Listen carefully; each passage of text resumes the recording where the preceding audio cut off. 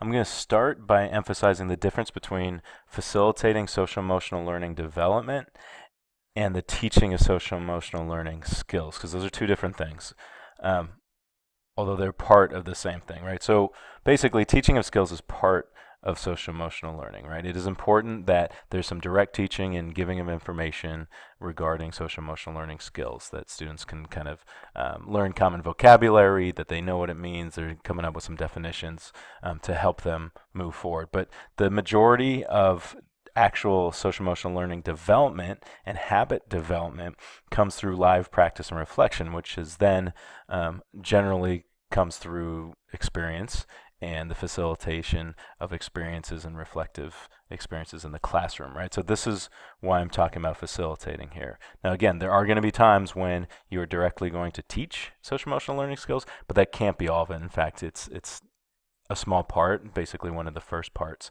but there's a lot more to it. So there's a lot of programs which choose to teach different concepts of character and things like that, have students be able to recite back what those character traits are. That is fantastic. That, again, that is the first step, but there needs to be more to it. And for full social emotional learning development, again, it comes down to that practice. So the steps and kind of pieces I'm going to share with you the rest of this presentation are really about that part of it, is how do you facilitate, how do you create experiences, facilitate experiences for students to practice and reflect, right? This is about the culture.